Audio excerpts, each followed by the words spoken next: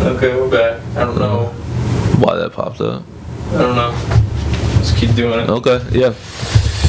And so, yeah, it's not a perfect Band-Aid, and this is why I think we're like, especially like of the major country, like industrialized Western democracies, like we're the only ones that have done it this way.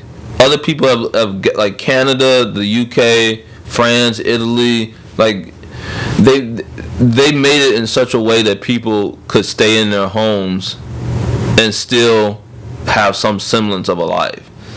Like the United States have basically left people like how long has it been since they sent out the $1,200 direct payments, and then they put out and now apparently like there's not going to be a $2,000 check because some people already received the $600 back in December, so it's going to be $1,400 until what, March, May, March Madness. When are people ever going to be whole again, or at least have like some semblance of a life? I don't think it's going to happen, at least not this year, for a lot of people. And a lot of people, you're just gonna see homelessness just go like this. You're gonna see mental health go like this.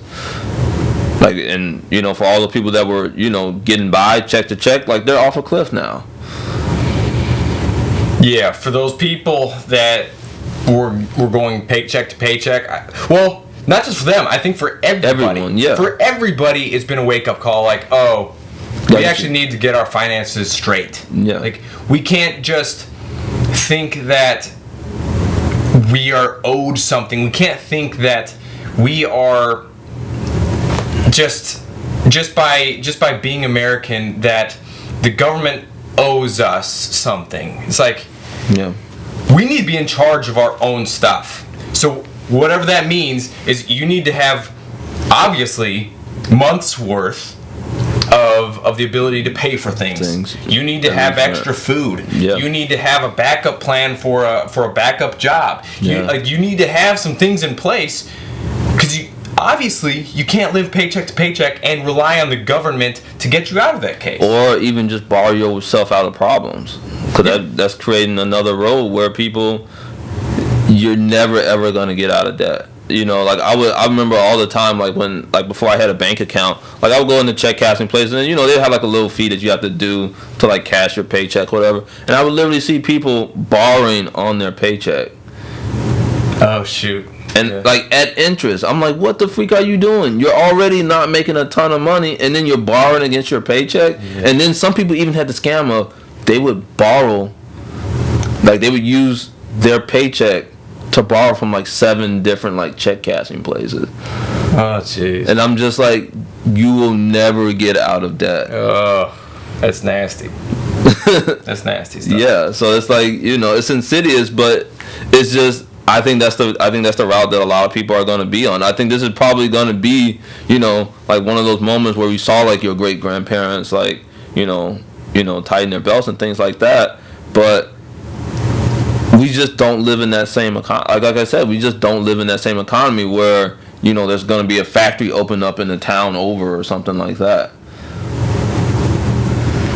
Yeah, well, I mean, when you look at movies from the Great Depression and stuff, you see people lining up to work. Yeah, 40 jobs, 1,000 people line up for 40 jobs. It's like they're all shaking the fence, I think of Cinderella Man, Yeah. And they're just sitting there like you, whatever. Yeah. Come on. First of all, we're all pansies now. Yeah. We wouldn't be lining up. We'd be like, I'm just going to march and see if the government will give me money. Yeah.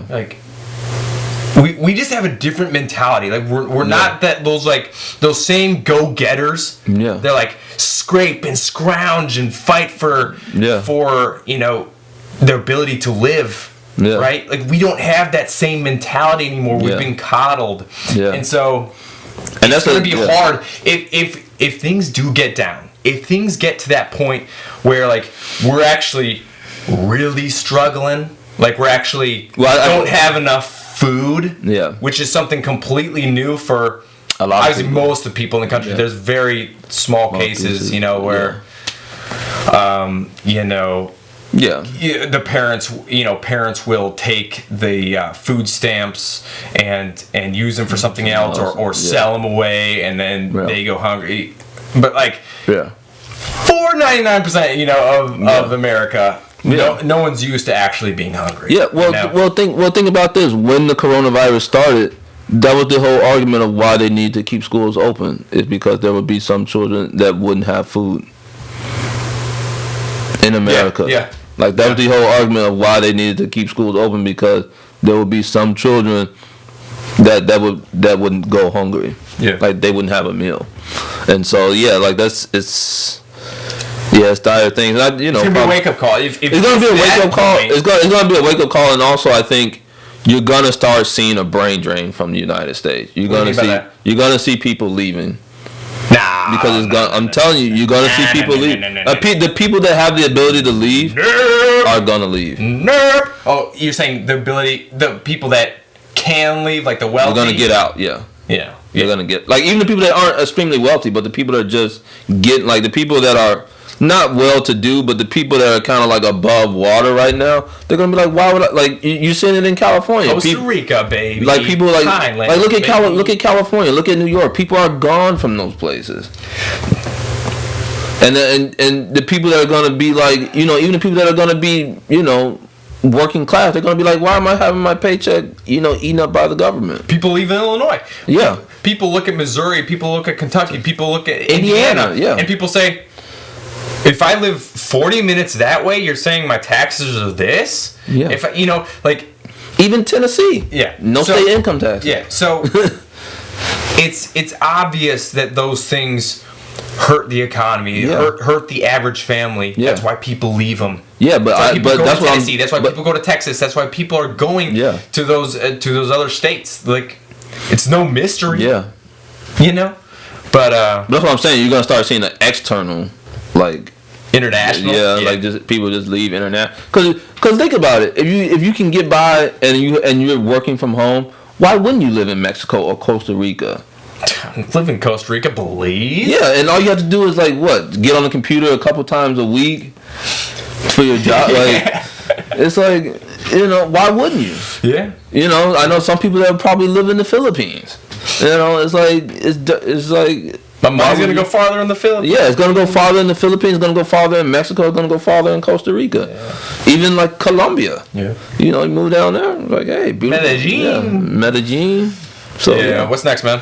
All right. Next up, we're just gonna talk about the Paris Climate Accord. We're back in, baby. Yeah, we're back in. I'm so emotional about this. Why are you emotional about this, Ricky?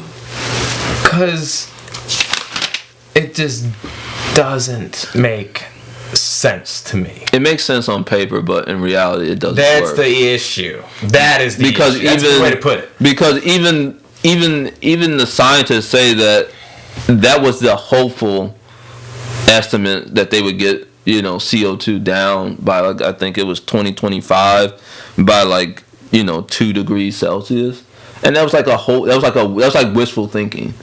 Now they're already saying, like, yeah, that's not going to be possible. Yeah. Because the whole thing was like 2025 and then 2050. Yeah. And so, like, they're not even on course for, like, 2025. Well, I'm curious, and I'll have to look. Matter of fact, I'll look during this conversation. But I'm curious to know when China actually has to do something in this. I don't think they actually.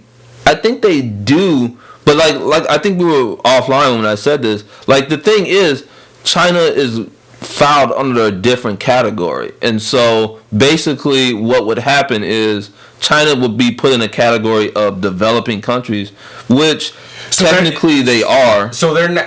What you're saying is, in the accord, they're not as hard on the developing countries because they don't want to completely crush them. Yeah. Yeah. So they'll constrict developed countries that are doing okay, and they won't be as stringent. Strict. Yeah.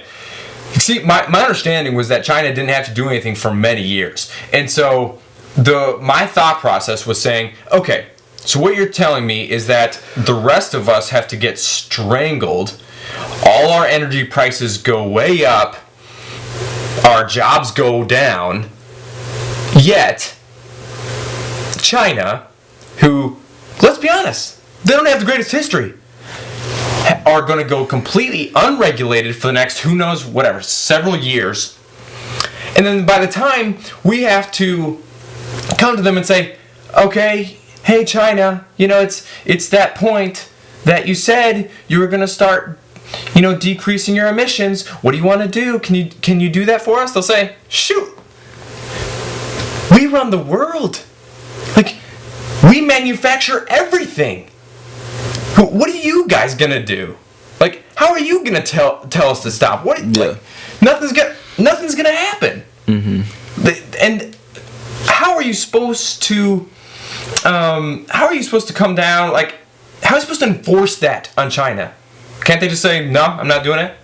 Well, the thing is they have while destroying all the economies of all the developed countries on the freaking list. Well, the issue with China is that if you combine them with the United States, combined, that's 40% of the world's global emissions. And so the issue with China is that they have done it in the past of cutting emissions, but then the issue is because like, for instance, China did have they did have a program to get off of coal and switch to natural gas. The issue with that is they didn't provide enough subsidies for the natural gas, and then I think it was 50,000 elderly people froze to death during the winter. And so you're gonna run into situations like that because they have put stringent rules on China, but the problem is to get it to scale is just so it's so costly. Like the United States, we're a fourth the size of China, so it's more easy to get it up to scale in the United States.